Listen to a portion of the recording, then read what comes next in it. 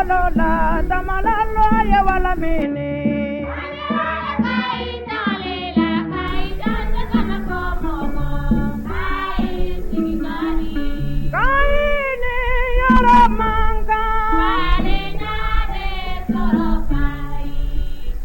Bamada poineti kanubagaw an bɛ aw bɛɛ fo ni ka aw waleɲumandɔn dante foli min na fɛn fɛn sɔgɔlen don an na nin waati in na an ka bɔlɔlɔ sira bɛɛ lajɛlen fɛ ni o bɛna tali kɛ an ka page Facebook la ka taa bila chaîne YouTube la fo ka taa bila TikTok ani Instagram la an b'aw fo dante foli min na ka sababuya kɛ minnu tɛ san sɔrɔ ni juru tɛ ni aw tɛ anw tɛ se ka kɛ foyi ye o siranatigɛw la aw bisimila aw ka jamukan mandi kɛnɛ kan an bɛ min ɲɛnamayaw ye ka daminɛ ntɛnɛn fo ka taa bila juma la ni an bɛɛ kɛlen don k'o tɔgɔ kɛ su kibaru ye o su kibaru kɛnɛ kan bi babu belebeleba fila b'an bolo an bɛna an da don min na ni ka o walawala maaw ladɔnniya k'a fɔ ko ni baarakɛɲɔgɔnw bɛ ɲɔgɔn fɛ bi ani Amadu Zɛdi Ɲanbele ani Tumani Kojo an de bɛna jɛ ka jamukan in ɲɛnamaya an ka bi babu a bɛna boli babu kɛrɛnkɛrɛnnen fila kan o babu fɔlɔ ni o bɛ tali kɛ hakili jiginna février kalo tɛmɛlen an y'a ye k'a fɔ ko logements sociaux dɔw n'u an b'a fɔ o ma ko ATT bugu ni ale kun diliko dɔ tun bɛ sen na ni o kɔnɔna la n'a kuma cayara kosɛbɛ ni maaw yɛrɛ bɔra n'a ye k'a jira k'a fɔ ko maa dɔw tɔgɔ yera ATT bugu ko in na ko o man ka y'a la fo ka taa se k'a fɔ maa dɔw ko y'a jira k'a fɔ ko M5RFP ko olu cɛdenw ye a ko kɛ Bafa ani Kilicɛ ka d'a kan ko u maa caman de kɛra niyɔrɔbatigi ye nin ko in na fo ka taa bila an ka premier ministre Dr Choguel Kokala Mayiga la bi kunnafoniw bɔra n'a ye k'a jira k'a fɔ ko liste deuxième tranche ko a bɔra liste deuxième tranche bɔra wa siganakow b'o fɛnɛ kɔnɔ an bɛna an da don o la bi ni ka o walawala o tɛmɛnen kɔfɛ Faransi kumana n balimaw an y'a ye k'a fɔ an ka jamana ɲɛmaaw ye Faransi ka arajo fila ni o y'u ka kunnafoni di siraw ye ni o bɛ tali kɛ RFI ani France 24 la n'u y'a jira k'a fɔ ko olu ka jata an'u ka kunnafoni ta anw ka jamana kɔnɔ ni k'o ɲɔngiri o ɲɔngirili ko okumu kɔnɔna la Faransi kumana Faransi ye wele bila an ka fanga marabagaw ma ni o ye Asimi Goita n'a jaw ye ko u ka fɛɛrɛ kɛ ni ka na ka segin ni ka u ka décision in lajɛ tuguni ni ka réexaminer n'u y'a fɔ u ka nanzarakan kalabancikan in na ko ka considérer o considéreli ko kuma in o de bɛ sen na ko ka fɛɛrɛ kɛ ni ka o jateminɛ ni k'o lajɛ ni k'o ta ba la n'o y'a sɔrɔ ko in ni a bɛ se ka lajɛ cogoya min na tuguni bilen ni Faransi RFI ni France 24 n'olu bɛ se ka segin ka na u ka jata la cogo min na an ka jamana kɔnɔ o babu fɛnɛ kan o ko na siratigɛw an bɛna jɛ k'u boso ɲɔgɔn fɛ bi bɛɛ ka se k'i ka tata sɔrɔ a la o la an b'a fɔ aw ye k'a ka partager a y'a partager kosɛbɛ walasa kunnafoni in bɛ se ka carin cogo min na bɛɛ lajɛlen bɛ se ka faamuyalita sɔrɔ a la cogoya min na o siranatigɛw la n bɛna kuma di n baarakɛɲɔgɔn ma u bɛ folikan kɛrɛnkɛrɛnnen bila o la an bɛna sɔrɔ ka na don an ka babu ninnu kɔnɔ Amadu Zɛdi Ɲanbele salamu aleykum. Waaleykum salam wa rahmatullah. Kɔri baasi t'i la. Baasi foyi tɛ yen mais Ala t'an n'u yɛrɛ dɔn. Cɛ bi i bɔrɔnen don bi dɛ bi a b'a fɛ ko sun b'i tɔɔrɔ dɛ. Non nin ye limaniya nɛɛma de ye. O la sa an bɛ foli lase an filɛbaga kelen kelen bɛɛ lajɛlen ma Mali kɔnɔ ani Mali kɔ kan. Saliya Basi Kulubali yɛrɛ fo i ka cɛsiri la. Foli diyara n ye. Kojo Tumani fo. Ni k'an ka technicien Waraba Bali Sissogo n bɛ foli kɛrɛnkɛrɛn ka d'a yɛrɛ fɛnɛ ma. A suwa ko dɛ. Voilà donc bi kunnafoniw c'est important k'u ka u lamɛn ka ɲa ka tila ka vidéo in partager. D'accord. Oui. Tumani Kojo. Oui Kulubali. N b'i fo. I yɛrɛ folen don kosɛbɛ Kulubali. Foli diyara n ye kosɛbɛ. O bɔlen kɔ a la n b'a fɔ an ka abonnés ma ko bi kunnafoni c'est très important donc u ka partager u ka aimer fana kosɛbɛ n'olu tɛ an yɛrɛ tɛna sigi yan k'a fɔ k'an bɛ kunnafoniw cari. Tiɲɛ don. D'accord. Invité sanumaw je m'excuse invité sanumaw n bɛ aw fo ka aw waleɲuman dɔn kosɛbɛ. Non mais sɛgɛn wagati n'a kɛcogoya don mɔgɔw bɛ sɛgɛn o. D'accord n bɛ aw fo kosɛbɛ ka aw waleɲuman dɔn o la an ka bi babu komi n bɔra ka présenter cogoya min na an bɛna don an ka kunnafoni balan kɔnɔ ko logements sociaux Tabakɔrɔ logements sociaux ko k'a kuma wulila tuguni kalo fila kɔfɛ an y'a ye k'a fɔ liste fɔlɔ bɔra mois de février n'o kuma cayara kosɛbɛ bɛɛ y'a ye a ma da yɔrɔ ma sɔrɔ maliyɛnw fari la fo bɛɛ ko nin tɛ Mali kura ye ko ni Mali kura ko min bɛ fɔ ko nin de don ko nin t'a ye dɛ ka d'a kan premier ministre y'ale denmuso tɔgɔ yera a la ministre dɔw yera a la o tɛmɛnen kɔfɛ an y'a ye k'a fɔ maa dɔw bɛ yen n'olu wulila kulu kɔnɔ kulu min ni a bɛ fɔ ko M5RFP n'o kɛra sababu ye ka El Hadji Ibrahim Boubacar Keita ka fanga ɲɔngiri k'a jira k'a fɔ ko a ka fanga maracogo man ɲi olu maa dɔw fana tɔgɔ yera a la a kɛra siganaba ye Amadou Z Ɲamere n bɛ kuma d'i ma fɔlɔ i bɛ boli i ka analyse kan fɔlɔ ni deuxième tranche ko in na an bɛ segin n'a ye mɔgɔw ye dɔɔni depuis premier tranche liste premier tranche kɔnɔ ka na développer ni kana don deuxième tranche kɔnɔ yala ni liste fila fɛn fɛn bɔra e yɛrɛ ka analyse ye mun ye a fila bɛɛ kan. D'accord, Kulubali n b'i fo i ka ɲininkali la. Foli diyara n ye kosɛbɛ. I ɲɛ bɛ Kulubali transition in daminɛ ni bi cɛ fɛn belebeleba naani mun yɛrɛ ye transition yigi kosɛbɛ n'a kɛra sigana ko ye parce que an bɛɛ ko Mali kura depuis transition daminɛ la mais ni fɛn belebeleba naani de nana kana min y'a kɔnkuru ko y'a fɔlɔ ye. Ni logement sociaux ko kɛra a filanan ye kana fara ni policiers ka recrutement ko ni surasiw ka nin ko ye ka n'o k'a sabanan ye kana tila kana fara tugun an ka politiciens fana ko kuma tɛ se ka kɛ bilen ko ni kumara k'i bɛ minɛ maba minɛ ninnu nana olu fɛn damadɔninw ɲinana to siga bɛ ka kɛ ko in na jamana in kɔnɔ mais mun ye logement sociaux kɛrɛnkɛrɛnya la effectivement kunnafoniw bɔra k'a fɔ ko deuxième liste bɔra mais an kɔni bɛ dɔnni min na fɔlɔ ka na se bi ma liste in bɔ ni sisan cɛ kɛlɛba ma kɛ fɔlɔ i n'a fɔ siɲɛ fɔlɔ liste fɔlɔ min bɔra parce que il paraît que bénéficiaire maa minnu n'a ka kan o mɔgɔ caman y'a sɔrɔ dɛsɛbagatɔ caman yera Zenata in na voilà jigi tan caman yera Zenata na ka tɛmɛ ni ka dangariya ni kɔrɔlen ye parce que kɔrɔlen na i n'a fɔ i ka laseliw la effectivement M5 mouvement élément dɔw yera la fɛn min b'a to mɔgɔ b'i yɛrɛ ɲininka ka na fara premier ministre denmuso an bɛ se k'a fɔ fasoden don malien don ani logement sociaux ka kan mais an m'a yɛrɛ ɲininka mun na o de ye k'a fɔ n'ala y'a sɔrɔ jɛlenya kan wa a ma sɔrɔ jɛlenya kan. bon point in bɛɛ la premier ministre ka réponse ale ka réponse de digira mɔgɔw la parce que a bɔra a kumana kan journaliste dɔ y'a ɲininka o ko okumu kɔnɔna la a y'a jira k'a fɔ k'ale denmuso furula k'a tɛ tɛmɛ kalo damadɔ kan ko a n'a cɛ bɛ entrée couché de kɔnɔ i n'a fɔ jeune couple tɔw ni kuma de ma bɛn maliyɛnw ma parce que je connais même des journalistes olu y'a jira k'a fɔ k'olu b'a denmuso cɛ dɔn dɛ ko a ka entrée couché ko kuma k'a k'o bila k'a ka réfugié a kɛra ATT ko maliyɛnw ma k'a mɔden an ka document fara c'est-à-dire Mali kɔnɔ Saliya Basi n bɛ fɛn dɔ f'i ye Mali la en réalité an ka homme politique bɛ to ka souvent ko dɔw kɛ waleya dɔw kɛ souvent on se demande est-ce que takinasiri dɔw bɛ plaisanterie de cousinage de la wa parce que hadamaden voilà mɔgɔninfin yɛrɛ hakilima kuma bɛ kuma la i tɛ sɔn k'olu fɔ quoi k'i b'olu fɔ a ɲɛna ko a bɛ da o la quoi hali ni maa min ma se misiw min yɔrɔ la i b'a dɔn ko jifilen kɔni tɛ donc mun ye nin logement sociaux kɔni an kɔni an bɛ mɔgɔw ladɔnniya kɔni hali jɛkulu dɔw sigilen bɛ yen nɔ jɛkulu mun kɛrɛnkɛrɛnnen don ka bɛn logement sociaux maa minnu bɛ k'a ɲini ani a mana di maa minnu ma olu ka o jɛkulu voilà olu ka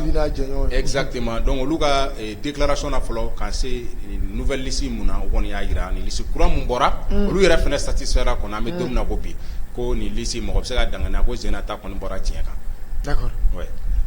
D'accord, an lajɛlikɛlaw hali bi a y'a partagé révélation bɛ yen révélation belebele ni ko in kunkan ko kan n bɛna tila ka n da s'a ma mais yan'o cɛ n bɛ kuma di Kojo ma Kojo kɔri baasi tɛ yen baasi foyi tɛ Kojo logement sociaux deuxième liste bɔra tuguni dɛ wayi Kulubali i n'a fɔ fɔlɔ kuma cayara an ye filanan fana liste kuma mɛn mais ni Zenata an b'a danganiya k'a fɔ ko a bɔra jɛlenya kan puisque fɔlɔ ta ŋunuka mun donna fɔlɔ ta la o ma don nin ta ɲa bon n'i y'a ta k'a lajɛ fɔlɔ logement sociaux ko in an y'a ta k'a lajɛ k'a fɔ k'a kun kɛra forfaitisme cayara a ko la favoritisme oui n'i y'a ta k'a lajɛ a kun fɔra ko videoman ninnu kun bɛ M5RFP kɔ olu de kun b'a tɔgɔ la ani dɔw bɛ yen page officielle b'u bolo tout à u bɛ transition tanu na an ye k'a fɔ k'olu maa caman olu bɔɲɔgɔnko olu tɔgɔ kun bɛ liste kɔnɔna na wa u y'a fɔ fana ko yuruguyurugu tɛ ko olu bɛɛ ni logement ka kan ko logement sociaux ko maliden tɔw n'a ka kan cogo min k'olu ye malidenw ye mɔgɔw ma ban o ma mais mɔgɔw ko Assimi Goïta ka fɛɛrɛ bɛ labɛn walasa a ka se ka liste in ko annulé ka taa kura wɛrɛ bɔ donc an y'a ye k'a fɔ ko deuxième tranche in bɔlen videoman dɔw y'a fɔ ko hali ni deuxième tranche bɔra k'olu tɔgɔ bɛ sɔrɔ a kɔnɔna na dɔw yɛrɛ y'a publié olu ka page sanfɛla la k'a fɔ ko hali ni deuxième tranche bɔra k'olu tɔgɔ bɛ sɔrɔ a kɔnɔna na ko puisque olu ta ɲini jɛlenya de kan donc an y'a ye k'a fɔ ko deuxième liste in bɔlen olu dɔw kɔni tiɲɛna u tɔgɔ ma ye deuxième liste in kan donc o b'a jira k'a fɔ ko baara taara kɛ a kɛcogo ɲuman na donc an bɛ danganiya k'a fɔ ko transition sigi ni bi cɛ min ye yuruguyurugu ye kɔni a kɛlɛ kɔni an bɛ se k'a fɔ ko alhamdulilayi a bɛɛ ma sabati a bɛɛ tɛ se ka sabati siɲɛ kelen puisque ɲagami min donna Mali kɔnɔ san kelen ko tɛ donc a bɛ réglé dɔɔni dɔɔni. D'accord o la i ka nin kuma in nin diyara n ye kosɛbɛ ka d'a kan I ye kuma dɔw fɔ kuma in kɔnɔ mun nafa ka bon kosɛbɛ ni o de ye k'a jira k'a fɔ ko favoritisme cayara dɔ in kɔnɔ bon hali n'a sɔrɔ maa dɔw y'a jira k'a fɔ ko olu hali ni kura wɛrɛ bɔra olu tɔgɔ bɛ y'a kɔnɔ olu nɔ bɛ y'a kɔnɔ mais o bɛɛ la ko dɔ bɛ ko in kɔnɔ komi ni kunnafonidila dɔw bɔra n'a ye o kunnafonidila ninnu bɔra n'a ye k'a jira k'a fɔ ko ni zena ta ko maa caman y'a sɔrɔ dɛsɛbaatɔ a mago ɲɛ bɛ maa minnu ye k'olu y'a sɔrɔ ko mais ko logement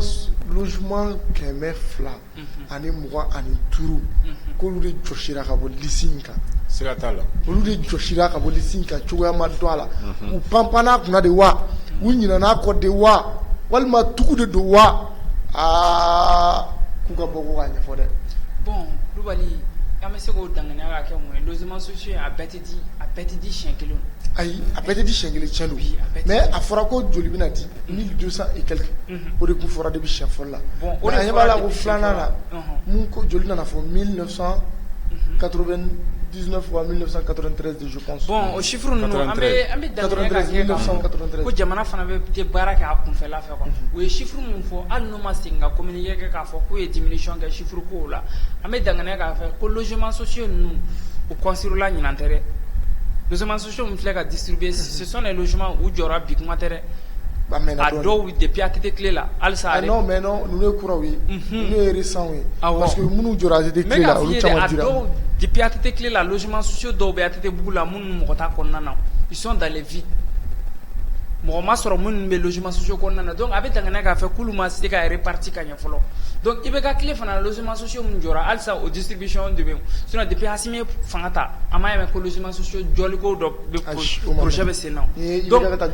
depuis i bɛ ka tile la donc an b'a danganiya k'a fɔ ko nin logements sociaux nin kun bɛ a bɛ san 5 san 6 bɔ non bon a t'o bɔ kosɛbɛ awɔ fɛn fɛn ye san 3 san 4 san 4 a bɛ don olu kɔnɔna na donc san 4 san 4 fɛn min ma se ka distribuer o kɔnɔna na n'a fɔra ko bɛɛ distribuer bi n b'a dɔn a kuma fɔli bɛ gɛlɛya dɛ tiɲɛ na mais problème min ye a fɔra ko ni liste in yɛrɛ de ta ko k'a lajɛ gafe min n'u bɔra n'a publiera ko n'i y'a ta k'a lajɛ k'i b'a ye logement 225 o de b'a jɛ o logement 225 taara min ɲininkali b'o yɔrɔ dɔrɔn de la a ko bɛ kɛ sigana ko ye so maa ma jalaki a ma jira k'a fɔ ko maa y'a kɛ tan maa y'a dɔn fɛ a jira k'a fɔ k'a tununa de a tununa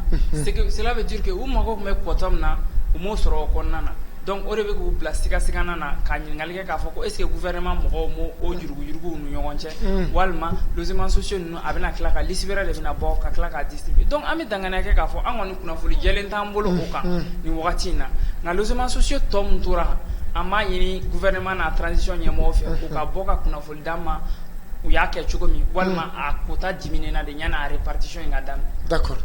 merci bien kojugu yala faranga dɔ b'i bolo. ok faranga min bɛ n bolo k'a kɛ nin logements sociaux in kan o de ye Kulubali i ye kuma dɔw fɔ sisan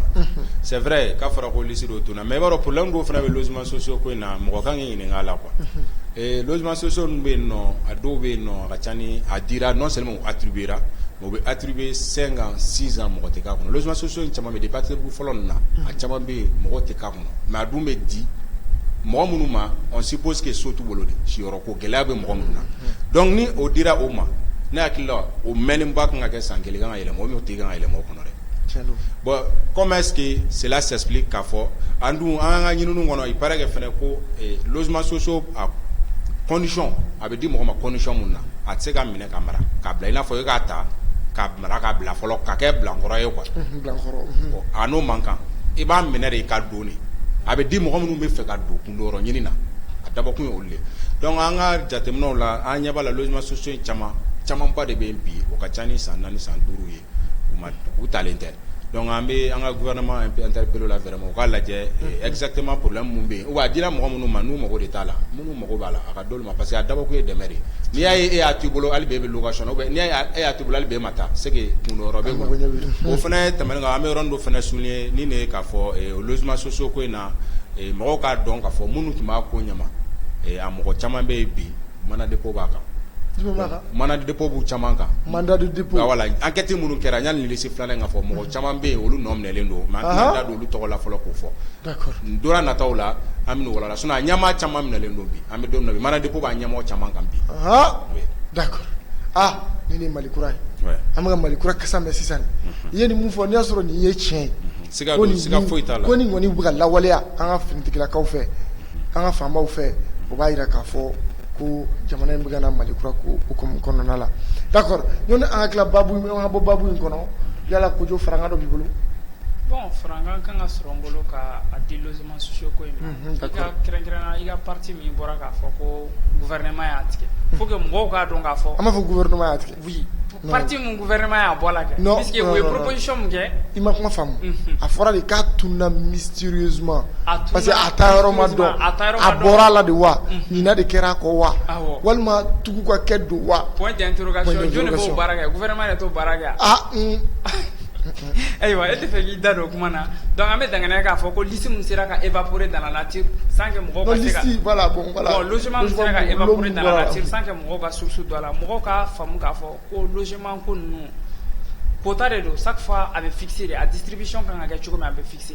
bon an balila ka nin dissolution in kɛra cogo min est ce que comité min kun sigilen don minnu kun ye sugantili kɛ k'a fɔ nin liste d'hakɛ kun bɛ di est ce que olu bɛɛ ma dissolu ka bɔ ko in kɔnɔna na comité wɛrɛ de nana ka sigi min bɛ liste in distribuer est ce que o comité fana kun ka quota ni dɔ in fana ka quota kun ye kelen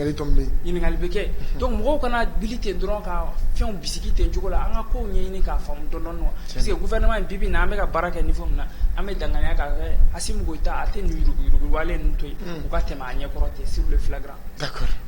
Merci Kojo. N'i yɛrɛ fo Amadou Z Ɲamele logements sociaux ko in kɔni a ɲɛ bɛ sɔrɔ n'an bɛ taa an bɛ se inchallah. D'accord. O tɛmɛnen kɔfɛ an bɛna an da don an ka babu filanan na ni a yɛrɛ bɛna tali kɛ RFI ani France 24 ka suspension ko la nin ko in gɛlɛya bɛ nanzaraw ma dɛ Faransi ma foyi faamu nin ko in na Faransi ye weleli kɛ an ka jamana ɲɛmaaw ma k'u ka fɛɛrɛ ɲini ni k'u ka décision min n'u y'a ta ni ka RFI ani France 24 ni ka olu ka baara ɲɔngiri an ka jamana kɔnɔ ko u ka segin k'u ka décision lajɛ quoi u k'a jateminɛ k'a la tuguni kuma in kɔrɔ b'o de ye ko a reconsidérer o ye ka jateminɛ de k'a la ka réexaminer k'a lajɛ tuguni n'o y'a sɔrɔ ko bɛnkan wɛrɛ bɛ se ka sɔrɔ la mun tɛ a suspendre an bɛ fɛ ka dɔn Faransiw bɛ mun nɔfɛ nin ko in na Bali Ɲamele d'accord Ɲamele n bɛ kuma d'i ma i ka dɔnta ye min ye Faransi ka nin weleli in kan i bɛ se k'i da maga a la dɔɔni walasa maaw ka se ka faamuya caman sɔrɔ a ko hukumu kɔnɔna la. Ok Kulubali n b'i fɔ i ka nin ɲininkali la mercredi le 27 avril an ka HAC n'an ko kuma ko autorité de communication n'o de ye jamana bolofara dɔ ye bolofara mun ka cɛsirilen don kunnafoniw bɔlɔlɔ siraw ni fɛnw hukumu minɛnw kan donc olu ye laseliw kɛ k'a fɔ mun ye de k'a fɔ ko Faransi RFI ani France 24 a tun fɔra k'u suspenden don jusqu'à nouvel ordre mais Zena ninnu ka laseli mun kɛra nin mercredi don a fɔra de sisan k'a kɛra badabada ye donc suspendant de sisan nɔ sisan fo ka taa mun kɛ définitive nin ye gɛnni nin ye gɛnni nin ye quoi bon o kɛ Faransi fana ka laseliw la o fana ko nin ye maliyɛnw bɛ ka nin mun kɛ ko nin ye bingani ye ko Mali gouvernement k'u k'a lajɛ u ka hakilina hali bi k'u hakilina jagabɔ nin waleya in na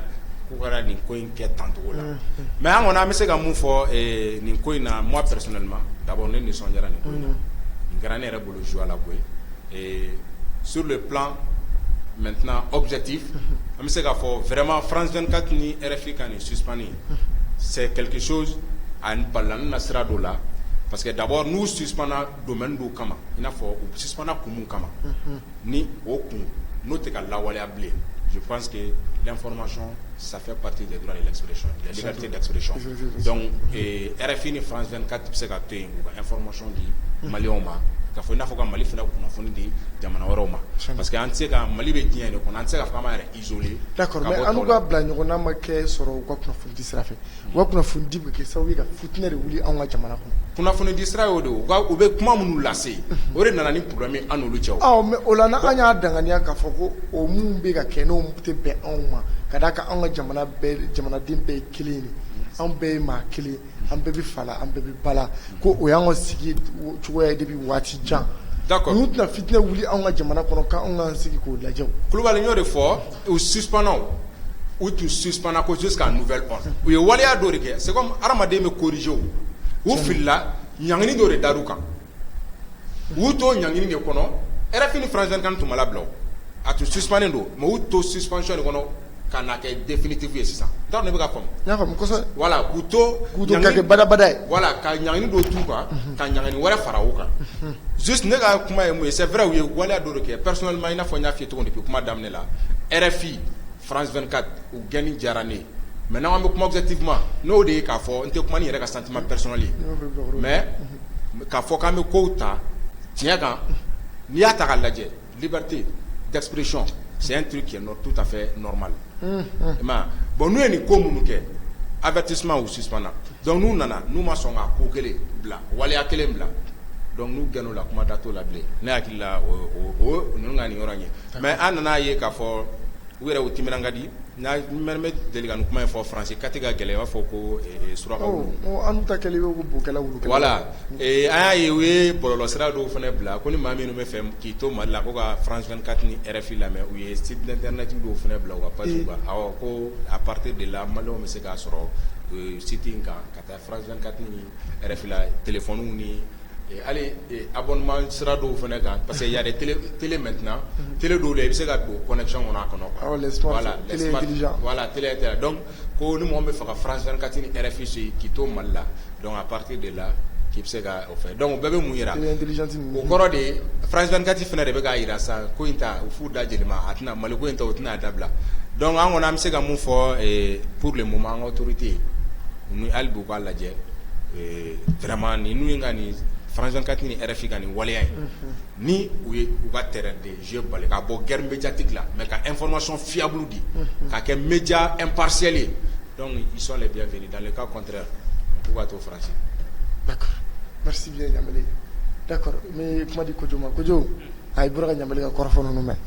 d'accord i yɛrɛ ka faamuyata ani ka dɔnta ye jumɛn ni waleya in kan. Bon, ne b'a fɔ ko France gɛnna pour le moment France 24 ni RFI u ka bɔlɔlɔ sira min bɛ Mali kan u y'a suspend a kun ye nouvelle ordre i n'a fɔ Ɲambele bɔra k'a fɔ cogo mais olu yɛrɛ de ka waleyaw y'a to a kɛra badabada ye puisque u suspendna kun mun kama n y'a tila u kun kan ka fɛɛrɛ bɛɛ lajɛlen tigɛ olu kunnafoni nasugu ninnu dili dabila u ka site internet kan kɛrɛnkɛrɛnnenya Mali kunkanko la ani jamana min yɛrɛ bɛ kɛlɛ la k'a fɔ ko a ye fausse information dɔ de di u ka armée kan k'a fɔ k'u binna mɔgɔ dɔw kan n'o ye civil ye France 24 ni RFI ka suspension kun y'o de ye Mali ma bin u kan n'u kun bɛ ka kunnafoniw di a kɛcogo la o ye san joli kɛ Mali kɔnɔ an delila ka suspend ko kuma f'u ya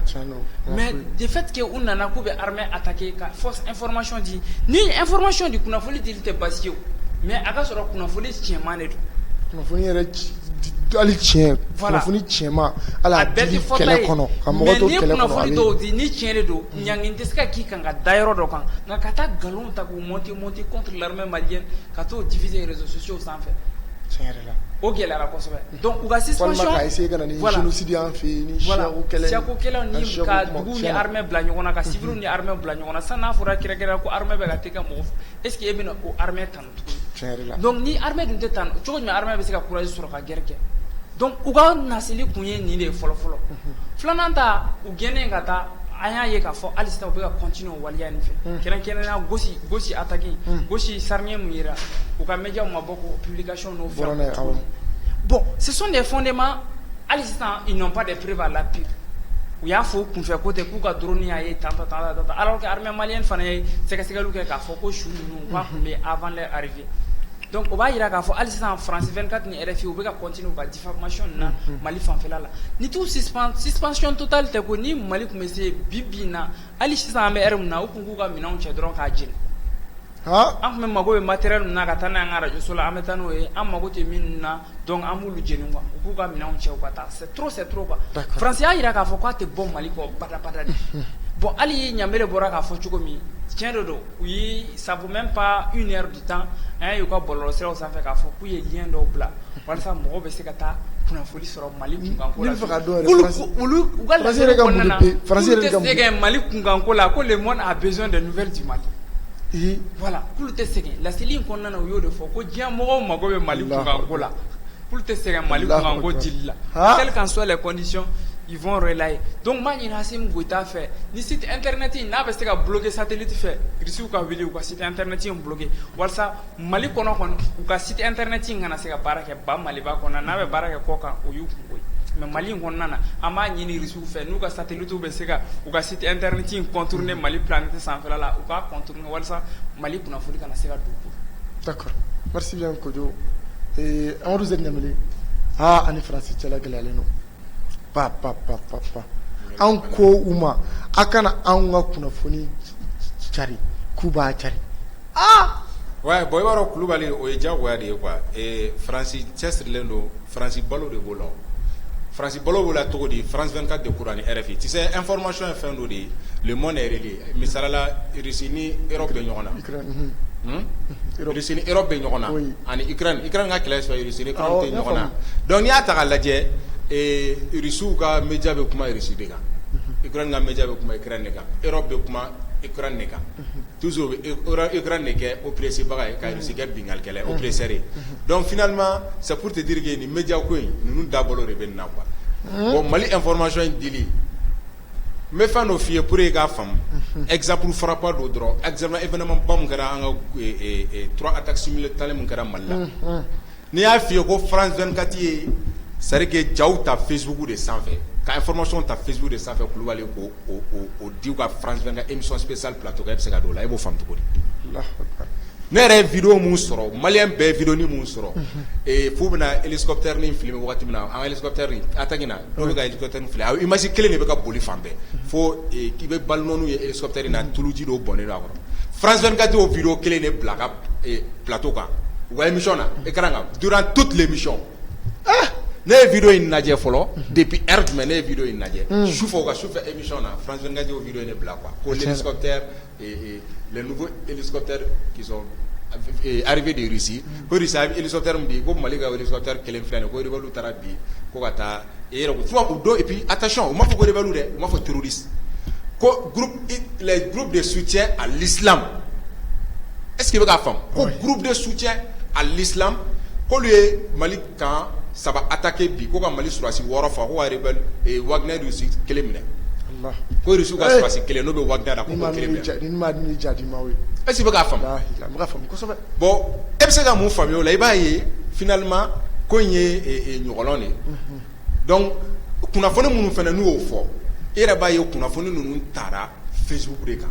mɔgɔw ye kuma minnu bila WhatsApp ni Facebook kan donc o kunnafoni sira puis image minnu fana tun b'an bɛɛ kun an ka WhatsApp groupe ni fɛnw kan o image kelen ninnu u ye olu de publier donc i b'a ye k'a fɔ France 24 ni RFI a barika banna Mali ko la tiɲɛna o barika banna donc an bɛ min fɔ Maliens ɲɛna dɔrɔn pour le moment vraiment toute information qui vient de la France 24 ou RFI kunnafoni jɛlenw tɛ kunnafoni minnu bɛ Mali ta tiɲɛ di mais kunnafoni bɛ Mali jɔrɔ. D'accord Amadou Zed Niamele o diyara n ye kosɛbɛ n b'i fo Kojo faranga b'i bolo ne n'an ka jamukan in datugu jamukan sera a kuncɛyɔrɔ la dɛ bon n'a sera a kuncɛyɔrɔ ma n bɛna faranga dɔ k'a la d'accord ok y a pas de souci bon n b'a fɔ Hasim Goïta o ye welewelekan de ye k'a lase transition mɔgɔw ma France 24 ni RFI kunkanko la quoi donc o kan ka formalité bɛɛ de ta n'u ma ɲɛ u ye France 24 ni dɔ in fana suspend u ka se ka bɔ wagati ni wagati ka kunnafoni di jamanadenw ma puisque jamanadenw mago bɛ jamana kunnafoni ko la hali sisan u cɛsirilen don kunnafoni dilen ma mais hali sisan u ka dɔ fara u ka cɛsiriw kan n'u ka bɔ ka jamanadenw informer à temps réel o de b'a to jamanadenw mago tɛ jɔ média wɛrɛ la n'i ye an bɛ ka girin-girin France 24 ni RFI ninnu kan Mali fanba bɛ ka girin-girin a kan k'a fɔ k'u ka suspension c'est pas normal n ko dɔw de bɛ ka taa kunnafoni ta a kan n'o kunnafoni kelen ninnu bɛ di an ka téléso la an mago b'u ka télésow la an mago b'u ka site internetu la déjà internet ni fɛn min yɛrɛ a faamunen don déjà Mali kɔnɔ i mana yala Mali kɔnɔna na près de 80% a bɛ smartphone b'u bolo mun b'a to u bɛ kunnafoni di sɔrɔ donc an b'a fɔ u ka kunnafoni di sira ninnu min b'an ka jamana kɔnɔ an ka essayer k'o valoriser k'o multiplier de plus i n'a fɔ bamananati bɛ ka kunnafoni jɛlen di cogo min na. d'accord donc nin waleya in ni min bɛ ka kɛ France fɛ ni u ka RFI ni u ka France 24 u ka co mais ne yɛrɛ bɛ se ka ko in miiri n'i ye ko in lajɛ yɔrɔ jan fɛ i b'a fɔ ko anw maliyɛnw yɛrɛ de nɔ ye nin kosɛbɛ ka d'a kan waati tɛmɛna anw yɛrɛ kɔkanmaw yɛrɛ tun bɛ kunnafoni sɔrɔ anw ye an ka jamana ko kun ka d'a kan ni hali ko dɔ kɛra Mali la sisan fɔlɔ min bɛ bɔ n'a ye France 24 yɛrɛ ou soit français b'i wele téléphone na karisa mun bɛ Mali la an ye information na fan bɛɛ fɛ ko nin bɛ nin bɛ i bɛ taa sɔrɔ aw yɛrɛ bɛ Mali kɔnɔ ta dɔn bon parce que information ka suma mais u b'a bɛɛ cɛ de yɔrɔnin kelen k'a di olu ma u kɛlen don ka priorité mais al'o dɔrɔn tɛ France presse u journalistes priorité dɔw b'u bolo yɔrɔ dɔw la ka don ka taa kunnafoni dɔw ɲini an ka maa dɔw bɛ bali o la siga t'o la n'i y'a ye u bɛ kunnafoni ba sɔrɔ banbagaci wale kɛlɛbaga ninnu bɛ contact la cogo jumɛn France 24 RFI olu bɛ se ka don yak akali ka fɛn kɔnɔna na ka to u ka audio ta olu ka information diviser u ka fɛnw kan u ka réseau kan yak akali ni fɛn ninnu olu bɛ kuma internet site jumɛn de sanfɛla la u ka fɛn ninnu de ta u ka site internet ninnu de ta olu de b'olu utiliser ka kuma n'i y'a ta k'a lajɛ k'a fɔ u bɛ kunnafoni sɔrɔ an ɲɛ o tɛ balan na puisque bibi na Mali kɔnɔna na an t'a dɔn ko Mali kɔnɔna malien jumɛn ye satellite dilan k'a yɛlɛ sanfɛla la ou bien sur le plan superficiel planète kan ni yɛlɛla u ka satellite bɛ yen ou bien o bɛɛ ye kunnafoni di siraw de minnu b'a to u bɛ se ka kunnafoni sɔrɔ an ɲɛ d'accord o bɛɛ b'a la bon est ce que an yɛrɛ ka maaw de t'u dɛmɛ o kunnafoni ko in senfɛ mais an ɲɛ b'a la k'a fɔ an bɛ waati min na ko sisan depuis an y'u suspend an b'a ye k'a fɔ kunnafoni bɛ cari anw de fɛ yan fɔlɔ an ka maaw b'a cari olu bɛ se k'a ta bɔlɔlɔw sanfɛ k'a cari bon n'i y'a faamu u ka mɔgɔw fana bɛ yan i kana ɲinɛ o kɔ dɛ an ka mɔgɔw b'u dɛmɛ cogo cogo u ka représentants bɛ yan France 24 ni RFI u ka représentants bɛ yan wa don o don u cɛsirilen don ka don an ka structure kɔnɔ i b'a dɔn fɛn dɔ de bɛ farafin yɛrɛ hakili la quoi n'an ye tubabu ye dɔrɔn an bɛ bɔ an ja de kan non u y'o mentalité don an na ka ban de pewu hali sisan an filɛ nin émission na cogo min ni tubabu kɛra donna an b'a lajɛ fɔlɔ ka sɔrɔ ka continuer an ka émission fɛ o ye priorité jagosa de ye min donna an kunkolo la mais mentalité min de don an kan ka essayer ka bɔ an kunkolo la sisan ni tubabu taara locaux min kɔnɔ tu vas trouver qu'il y a facilement accès à ces locaux là mais ni farafin taara locaux dɔw kɔnɔna na i b'a ye k'a fɔ ɲɛna a ka kunnafoni jɛlen sɔrɔ o yɔrɔ la i b'a ye a munumunu bɛ caya dɛ d'accord Kojo merci beaucoup i ka nin analyse la yala kumakan laban jumɛn b'i bolo ɲɔni an ka jɛmukan in datugu bon Ɲamele n bɛ fo fɔlɔ Kulubali n b'i fo fɔlɔ ka Ɲamele yɛrɛ fo a ka analyse ɲumanw na ka tila k'an ka technicien wɛrɛ b'a fo n'o ye foli diyara an ye kosɛbɛ an b'a fɔ ko maliyɛnw ma ko an ka an bolo di ɲɔgɔn ma n'Ala sɔnna ma Mali bɛ bɔ degun kɔnɔna na inchallah Amadu Zɛki Ɲamele kumakan laban o de ye k'a fɔ Kulubali kɔngɔ o ka fisa ni kunnafoni sɔrɔbaliya ye tiɲɛ don mɔgɔ ni mɔgɔ ni kunnafonilen tɛ kunnasiri hadamaden kunnasirilen hali hadamaden salen ka fisa n'o ye kunfinya dɔrɔn tɛ dɛ kunnasirilen mɔgɔ min tɛ kunnafoni kubara foyi kalama a kun sina sirilen don a yɛrɛ kunkanko a t'alo kalama jango jamana ta jango faso ta jango diɲɛ ta hali mɔgɔ min bɛ yen k'o salen don ka fisa ni o ye donc an b'a fɔ mɔgɔw ɲɛna restez toujours informés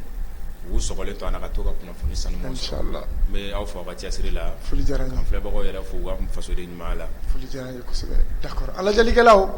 an yɛrɛ bɛ foli belebeleba ɲɛsin aw ma aw minnu ye n ka invité sanumanw ye n'a bɛna ni an ka analyse dumanw ye waati sanga ni waati kunnafoniw kan ni ka a walawala walasa an ka abonné sanuman ninnu bɛ se ka kunnafoni duman sɔrɔ cogoya min na o siranatigɛ la an lajɛlikɛlaw n b'aw fo kosɛbɛ aw denkɛ don aw balimakɛ Saliya Basi Kulibali ka bɔ Bamada.net kan aw kan bɛ sigi wɛrɛ wassalam